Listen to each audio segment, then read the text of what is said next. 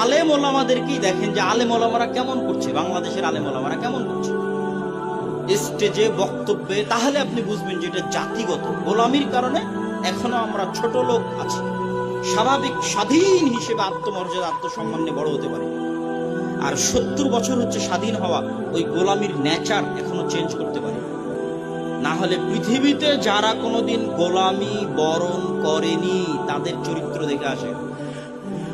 আফগানিস্তান না ব্রিটিশের গোলামি বরণ করেছে, না রাশিয়ার গোলামি বরণ করেছে, না আমেরিকার গোলামি বরণ করেছে, একদিনের জন্য নয়, এক সেকেন্ডের জন্য।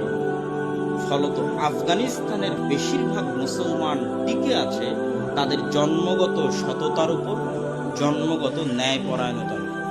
মজাক করেও যদি কোনো পাঠানকে বলেন কাল দুপুরে আপনার বাড়িতে আসবো, আর যদি কথা দিয়ে কথা না রাখেন তা আপনাকে গুলি করে উড়িয়ে দিবে, এইরকম ওরা কথা দিয়ে কথা রাখা মানুষ। মজাক করে বললেও কথা দিয়ে কথা রাখবে, কেন ওরা কোনোদিন গোলামি বরণ করেনি। ফলত জন্মগত সততার উপর টিকে আছে, জন্মগত আমানতদারিতার উপর টিকে আছে, ন্যায়পরায়ণতার উপর টিকে আছে, যেটার উপর মুসলমানদের থাকার কথা ছিল।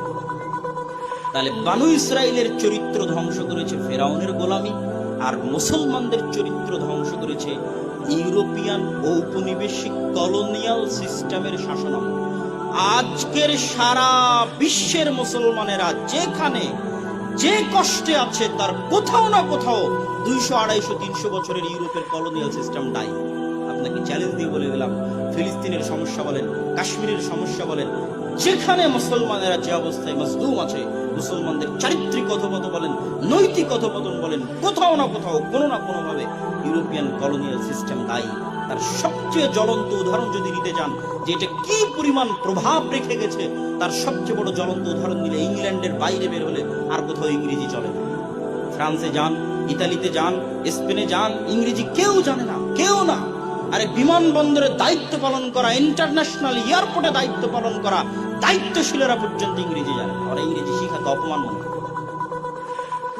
আপনি ইউরোপ ঘুরলে হতবাক হবেন যে কোথায় আসলাম, এরা ইংরেজি জানে না। একমাত্র 2-1টা কান্ট্রি যাদের নেটিভ ল্যাঙ্গুয়েজ হচ্ছে ইংরেজি, যেমন ইংল্যান্ডের মতো, তারা মাত্র ইংরেজি জানে। আর আমরা যে ইংরেজি শেখার জন্য জীবন দিয়ে দিচ্ছি, আমরা গোলাম ছিলাম, আছি।